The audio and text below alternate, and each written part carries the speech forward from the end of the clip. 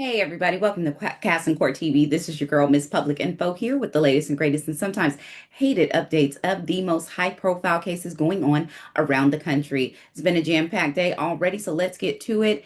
We're going to start with Little Nas X. Of course, you all remember we came to you just last week with an episode about the incident that happened in the early morning hours on last Thursday. Little Nas X was seen in Studio City walking around nearly nude, and at some point he was completely nude in underwear and boots. He was singing, he was talking to people and passing cars.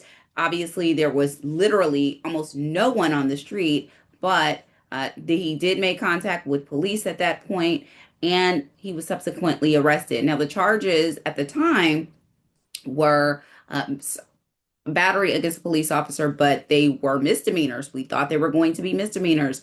But today, Little Nas X made his first appearance in court today. He waived his arraignment and actually put in his plea this today. He put in his plea this afternoon or this morning, basically saying he was not guilty. Now, the charges that came through are a lot more serious than those of us in the legal field understanding court business, court proceedings than what we anticipated.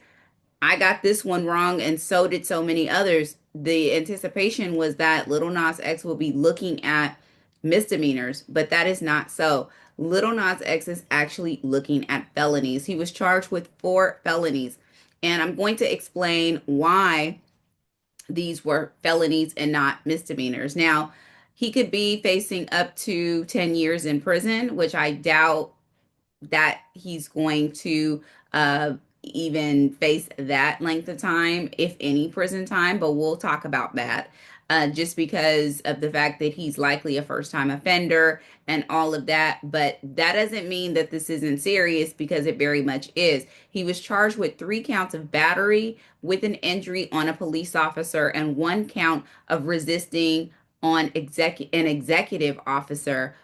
These are the charges that were filed against him. Now, his government name is Montero Hill. He is now in the hands of the Department of Corrections here in Los Angeles. He's in county. He was given a $75,000 bail bond.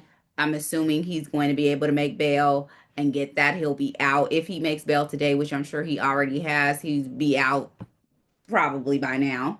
And he will have another court date that he will need to attend. I believe his next court date is in September. I believe it is set for, let's see here. His next court date, I believe is early September. I'm not seeing it right now, but I believe it is early September. Unfortunately, I don't have that date in front of me, but it is early September.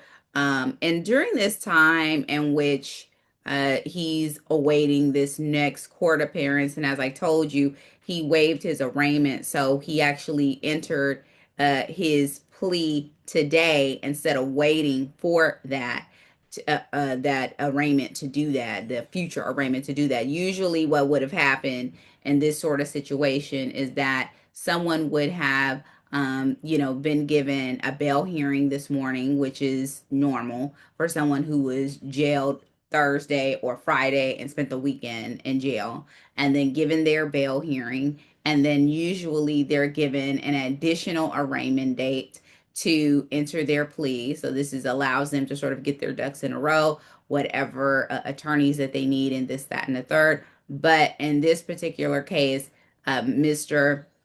Hill, aka Little Nas X, he decided that he was waiving his arraignment and he entered his plea today, which was not guilty. Now, per the California Penal Code, convictions of felony battery on a police officer and resisting an executive officer can get someone up to 3 years for each count. And we have to remember that he's looking at 3 counts on battery of a police officer resulting in injury, and then he's looking at one additional count of resisting an executive officer. So he could see up to around 10 years, but again, I'm doubtful on that. But these are very serious charges. The reason why this was, now again, as I explained the last episode, battery on a peace officer can go from a misdemeanor onto a felony. They're not all automatic felonies. Now, I assumed that it was going to be a misdemeanor. He was sort of walking around very much impaired, like he had an overdose, which I think that that is something that happened. So he's, not really in his right mind. And battery on a peace officer could be inappropriate touching. It could be, just sort of patting, putting your hands on an officer while they're in the line of duty, while they're trying to do their job in places that it shouldn't be, which was, I think, everyone's assumption, my assumption when this first happened. But the thing that makes this thing more serious, that heightens the load on this thing, is the fact that um, the officer, it actually was injured. The officer was actually injured in this particular incident. So once an officer has been injured, that heightens the situation more. It heightens the situation and makes it more serious than a misdemeanor. Now we're talking about something that is going into the felony range, something that is more serious than a misdemeanor. So we're going to keep our eye on this. I do know that his father did an interview with TMZ, and his father was saying, listen, he doesn't have any mental health issues. That is not what's going on here. And maybe he does not, but it's very clear that something was going on that night. This was not a publicity stunt like so many people thought or sort of, assumed it was. But this was definitely something where Montero was obviously under the influence of something, and he was in a moment of crisis. And what usually happens in this situation is the police are called.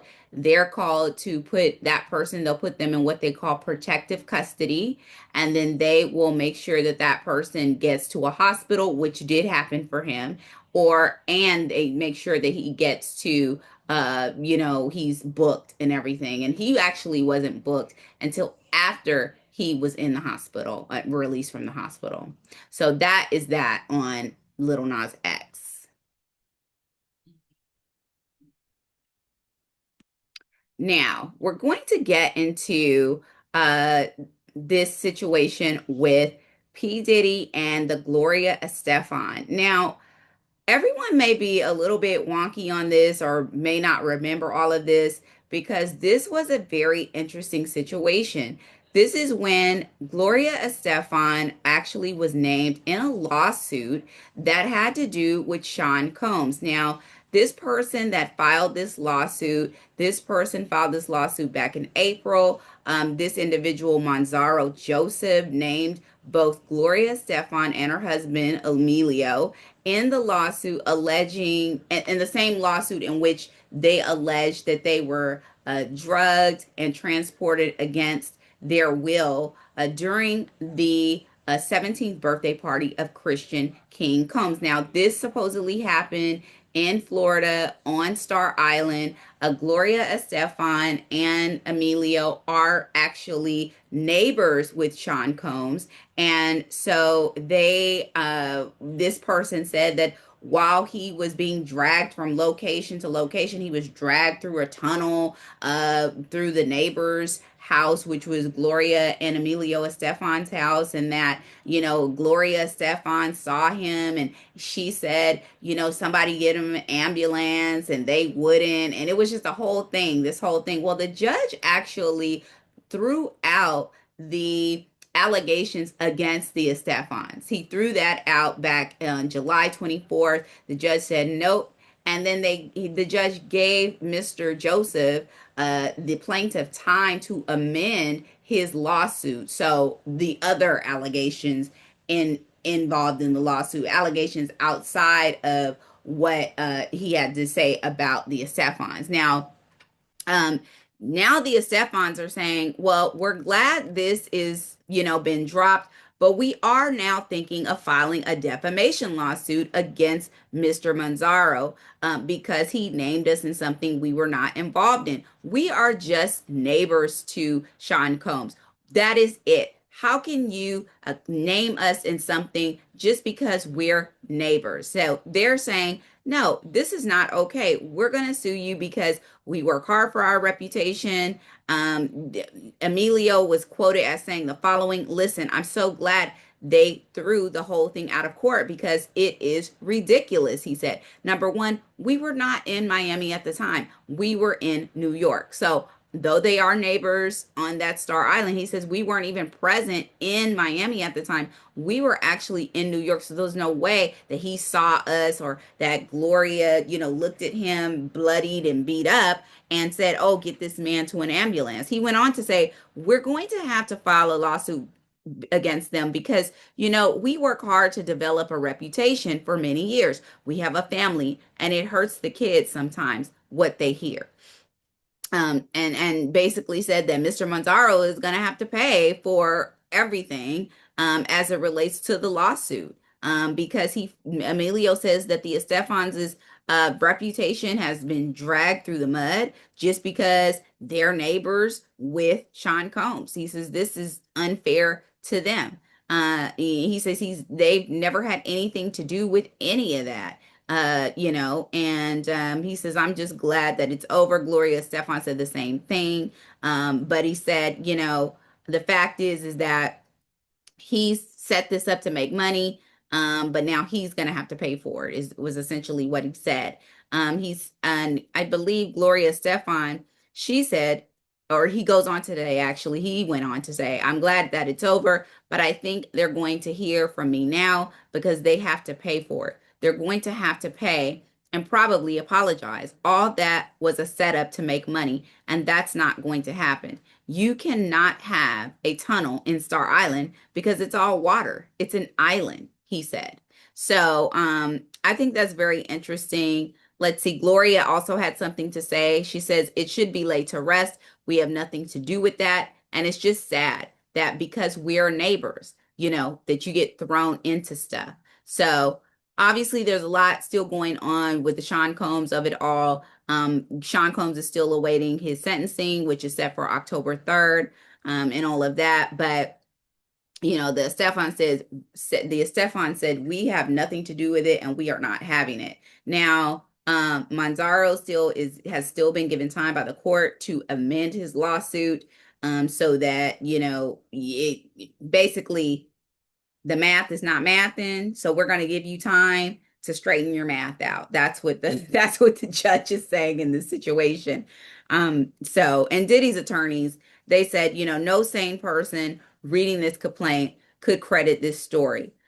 Diddy looks forward to having his day in court where these lies and the perverse motives of those who told them will be revealed. So again, as I told you guys, when we spoke about some of these other kind of frivolous lawsuits that have come about as it relates to the Sean Combs case, this is what happens when you are unfortunately, named in a very public trial such as this, or when you are the defendant rather in a very public trial such as this, and it involves so many different people, that there are going to be vultures. There are going to be people that are going to try and get a payday. Everyone saw this coming, I'm sure, after Cassie filed her lawsuit, and after there have been so many things said in the press.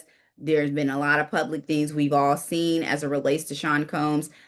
Things that we've seen on television, making the band for that matter, that were kind of ridiculous, and some of those people have even tried to sue him and lost. I believe the young lady Sarah from Making the Band, she also launched a lawsuit against Diddy, but she recently her lawsuit was dismissed. So, a lot of people are going to try and get their piece of the pie because maybe they do have some history with Diddy. Maybe he did do some, egregious things to them, but maybe not to the height of which they are claiming in this lawsuit. You can't get your revenge or enact revenge by throwing around lawsuits. It's either legit or it isn't. And if it isn't, the court is going to sniff it out. Now, that said, there are lawsuits that are legitimate and that there are various civil suits against Sean Combs that are absolutely legitimate. Some of those have already been settled, which is the reason you haven't heard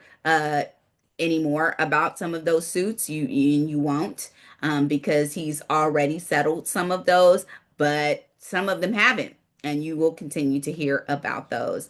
All right, guys, that's it for Cast and Court TV for the day. Thank you so much for joining me. Should there be anything else, any more breaking news, we'll come to you with that. But with that said, stay out of trouble, take it easy, and we'll see you tomorrow on our next episode. Thanks, guys. Peace.